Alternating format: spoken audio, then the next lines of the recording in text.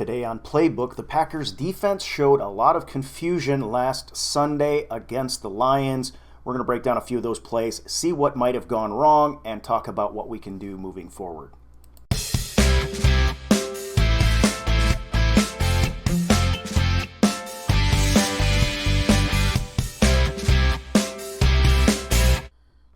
All right, if you're watching this, you'll see just the receiving box score from the Lions up in front of you, and Danny Amendola, of course, led the team with 6 receptions for 66 yards, 11-yard average. Marvin Jones, 4 for 48 with 12. TJ Hawkinson, 6 for 43, 7.2-yard average and a touchdown. And, of course, Amendola and Hawkinson gave the Packers some trouble. This is not anything new from last season, and it's not anything that's really... For the most part, we have taken care of it, but of course, what we're seeing now, I believe, is teams are focusing on Shannon Sullivan. And in this series, we will see the Lions also get the best of one of the heroes of the last couple weeks, one Darnell Savage, in our first play that we're going to talk about. And I will try my best to walk you through this. So I'm going to start on the very first series the Lions had. Just 12 minutes to go in the first. 2nd down and 5, ball on the 32, and let's take a look at what the Lions were able to do against the Green Bay Packers. So the set for Green Bay, which we played a lot of, was nickel personnel, 2 down linemen, and then, of course, Preston on the right, Z on the left at the line of scrimmage. Now, in this particular case, Kevin King, the right perimeter corner, he's manned up in press. I mean, he's up tight. Jair is dropping off. And we've got a 2-high shell, and of course then the 2 inside linebackers and the extra DB and Jair Alexander on outside leverage on the perimeter receiver, which I'm assuming is Jones there. It may not be. That may be Jones on King down below. But all right, as we roll this forward, what happens is Stafford brings the tight end across in motion. The 2 down linemen then are going to shift that way toward the strength of the formation. And everything so far looks hunky-dory. But the Lions, I got to give the Lions credit here. This is well designed, well executed. So Matt Stafford is back in shotgun. They put a play action on it, which brings the linebacker up, Christian Kirksey. But then as the play action rolls through, so what you're getting is the play action brings Kirksey up, and on the right they've got a trips formation. So what's going to happen with Kirksey moving forward on the play action is it's going to open a big gaping hole in the middle, right between the tracks. And what you've got on the back end of the Packers defense is Adrian Amos, boundary side, rolling back to a single high. And then Darnell Savage, the field side safety, dropping down in because the Green Bay Packers send Shannon Sullivan on this one. This is a wide open shot at the quarterback. Matt Stafford, the Lions do not have this blocked up very well. But the play design that the Lions have, and I'll show you in a minute one mistake that a DB makes this play work out for the Lions. So Matt Stafford turns to his right, and the curl flat has got hands up, staring right at him. Matt Stafford is staring at him. In the meantime, it's a trips right. So you've got the curl flat is just standing out there looking. Mohamed Sanu, the tight end, is breaking out, so he carries Jair Alexander, and the inside linebacker is then responsible for curl flat. So what you've got is Kamal Martin, I believe it is, breaking hard to the supposed receiver that Matt Stafford is looking at, that's looking at Matt Stafford. That looks like perfectly good work. I mean, he's got about 8 yards to go. I don't know that he would close it if Stafford decided to throw to the flats. But nothing wrong with the responsibility coverage there. What happens is, and Jair Alexander is fine, what we have to pay attention to is one tiny misstep by Darnell Savage. So what you've got is the tight end breaking out, and the Packers linebacker streaking forward to try to get the curl flat. And Darnell Savage, as I roll this forward, you'll see him look, his eyes inside, and he's looking at that curl flat. And he takes one step too many inside. Now he's dropping into the box. This is the exact same defense that he got an interception on, and I gave him all kinds of accolades for playing perfectly.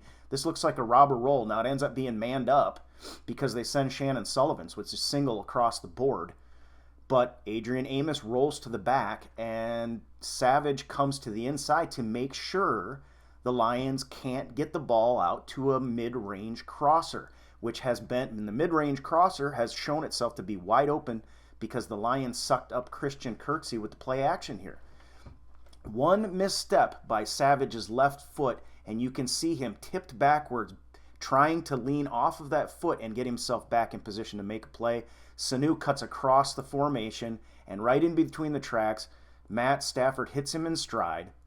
You've got Kevin King getting carried by the vertical on the backside of this, which continues to swing the barn door wide open for Sanu, who has now beat Savage. And it's Adrian Amos now who's got to come up as the single high safety and make this play across the middle. He takes a bad angle. Savage comes on the outside of it.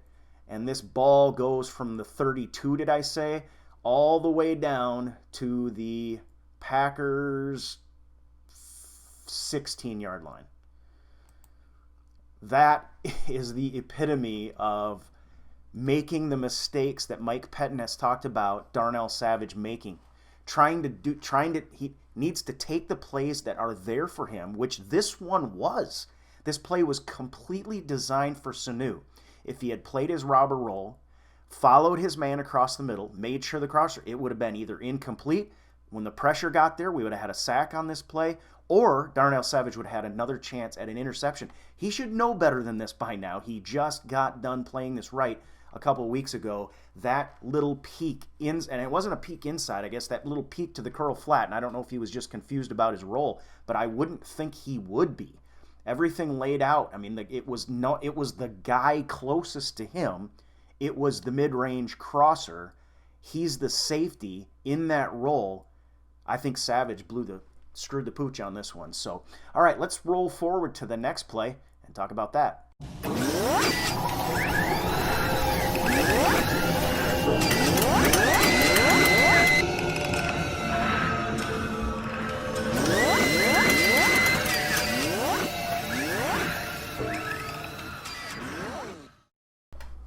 Okay, so with that, 11 minutes to go. It is 1st and 10, of course. Ball on the 16-yard line, just like that. Packers backed up, Lions in the red zone, and this time they go empty backfield and spread us out with like an 0-1 with basically a 3-by-2 at the tight end on the right to the strong side. And I wish I could say this one was any better. Let me see the Packers set here. We basically have single high. I can't see if that's Shannon Sullivan there. You know, they spread us out, so obviously we've got a match. It's basically a 5-wide formation for them. And this is one of those situations where I would expect if we hadn't gone nickel on this one with 5 DBs, you're going to get Preston Smith dropping back. He's the D-end at this point. In curl flat or zone duties, depending on what they're calling, I think. So here again, as we roll it forward, this pass then goes to Danny Amendola to the left. But again, there's just not much complicated about this. On the left side, you got 2 wide receivers. On the end of the line, you got Preston Smith. He's one of the pass rush package. He's one of the 4 that we send. You got 2 inside linebackers for a 6-man box. It's a nickel look. So you got 5 guys to get on 5 guys. You just got to figure out who's on who. So at the snap, again, Stafford in shotgun here, empty backfield. So cover a guy and make the right choices. And as we highlighted last time, be disciplined with your eyes. So the snap comes out, and you see King cheating up a little bit, and Amendola just simply crossing underneath to a little flat route, just a curl. And what I see, and it's hard to describe this, but I'm seeing exactly what I saw out of Savage. I see Adrian Amos, who is now the outside leveraged overhang. King is inside of him carrying the vertical, and the vertical does make a little bit of a jab inside, but Adrian Amos is either looking at him, or it looks to me like he's looking right at Matt Stafford, who is eyeing the vertical threat. While meanwhile, Amendola just rolls out into the flat, and we've got 2-on-1 on the vertical, and absolutely nobody within 5 yards of the flat wide receiver who's a dangerous, quick Danny Amendola. And Adrian Amos responds really late to this, and I don't know if that's a communication error where Amos thought that King was outside leverage behind him, but I've got to think that Kevin King is supposed to carry that vertical, and if you're going to want somebody on a curl flat on that, it'd be the safety. So again, what is that? Let's roll it forward, unfortunately. And Amendola, with how far, I mean, he's literally 5 or 6 yards from him on the inside. And Amendola, this is where Stafford is calling for the touchdown, because Amendola kicks the pylon and doesn't get the touchdown. So now we've got ourselves in a situation for goal line. Do I really feel super confident about that? I got to say no. Now, the communication up to this point has not been good.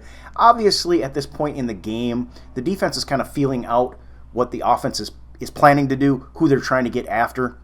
But in this case, you go nickel against Stafford, so you got enough DBs to cover there. They don't have Galladay out there, but you got enough pass rush, and you also have enough. You got 6 in the box to stop the run. If 6 in the box, I think I said this before, if 6 in the box can't stop the run on the Lions offense, you're already in trouble. And so I have no problem with the defense that's called on this. It should have worked. Now, I'm not sure if the miscommunication had to do with some kind of change that they made to the splits. That potentially could be a coaching issue. Obviously, coaching them up to be where they're supposed to be is part of Pettine's job as well, and the assistant coaching staff as well. But let's go ahead and finish this one off. I guess I'm sorry to be a little negative, but I did want to take a defensive series. And I did want to highlight what I think has been kind of a problem in terms of communication and just spatial awareness by the Packers defensive players, even when I think the scheme has, again, a hat on a hat to make these plays. So let's check out how this one ends.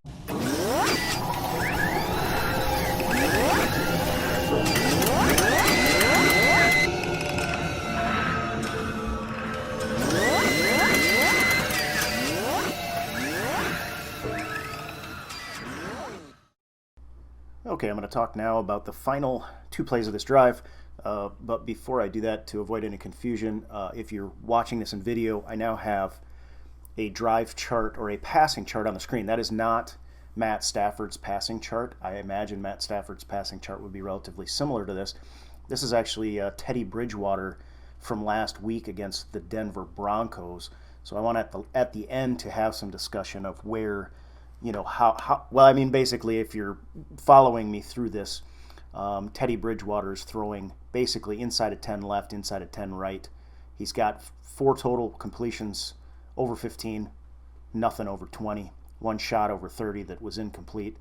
And so I can see the Packers having to trigger faster and communicate better if they're going to get some of these completions that Bridgewater had against Denver last week and turn them into incompletions. So whether that be the pressure package getting faster up front, I don't know how, it's very difficult when, quarterbacks are getting the ball out that fast. But anyway, there's a little chart I threw together of Bridgewater's passing chart.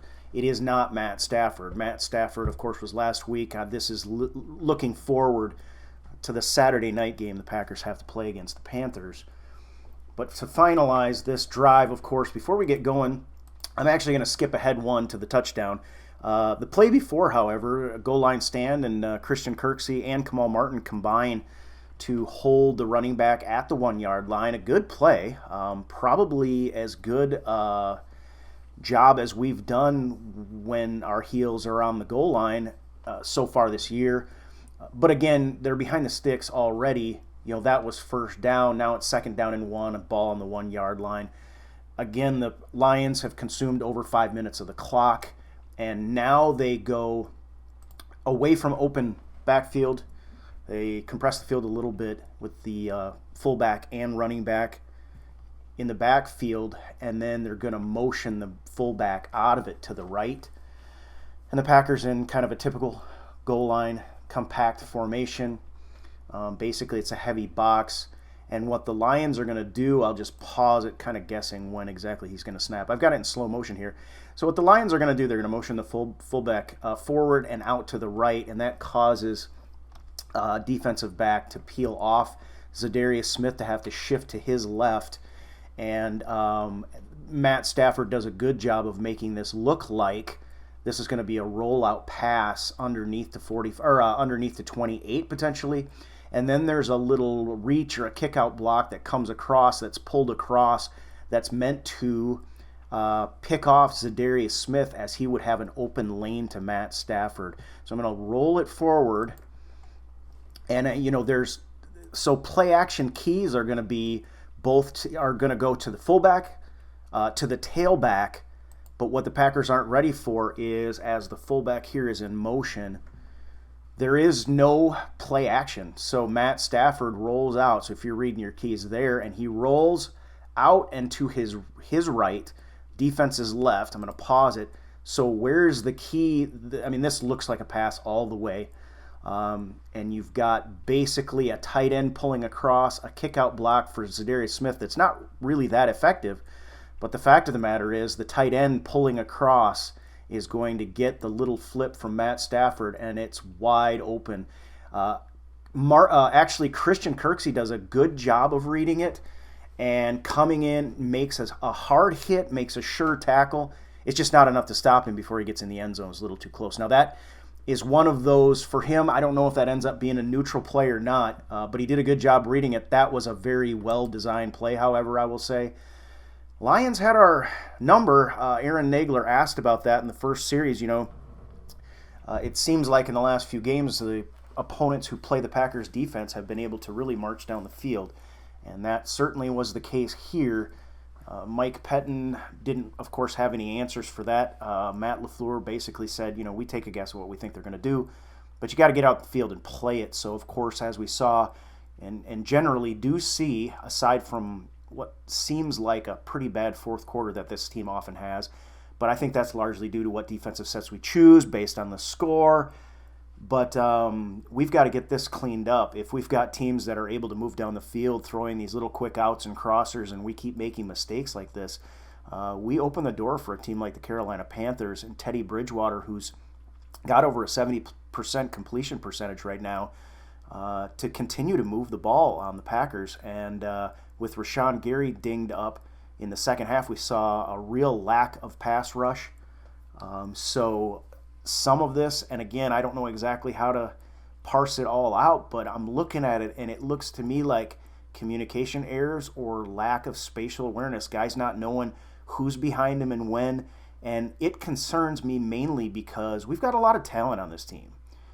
There is talent on this team, and the guys are underperforming right now in a lot of ways. Now, at some point, Mike Pettin's got to get this defense together, or we're going to struggle to and basically this is going to be a team that's going to try to outscore opponents. Again, I'm almost more concerned about the special teams giving up like single play touchdowns, but and so I'm not entirely down on the defense. I don't want it to sound like that. This was a bad series. We all saw it. But this is the initial offensive series against the defense that's trying to figure out what the offense is up to. However, wouldn't you kind of guess that Matt Stafford would be throwing to the flats, throwing the short stuff, trying to move the ball down the field, using Amendola to attack Shannon Sullivan, number 39, trying to get safeties on him as well, and doing some work with TJ Hawkinson? Well, that's exactly what they did. I think we can do a better job in the play, in the defensive scheming, anticipating some of this. And I think if you look ahead to Teddy Bridgewater and the Carolina Panthers, you should be anticipating some of the same. If Christian McCaffrey can go, I've heard reports that he's already been ruled out. I've heard other people say on the official list he's limited participant, so he's practicing with the quad. If he's in this game, this becomes a very different game, I think. And again, I do think this Packers team can outscore the Carolina Panthers regardless. But these communication errors, it's too late in the season to keep seeing these. So anyway, I thought I would highlight those as best I could for you. And we will move on to what's next. I'll probably go ahead and pull out one of those amazing offensive series that the Green Bay Packers tend to have in most games as we move toward a 3-game stretch here where we got to go 1-0 every week, starting with the Carolina Panthers on a Saturday. short week. And if this Packers team can get it done, then you're going to pull on the backside of that just a little extra time to get ready for the Tennessee Titans, which is going to be another tough challenge. All right, that will do it for Packernation Playbook today. I hope you guys enjoyed it. We'll talk to you again soon. Go Pack. Packernation Worldwide.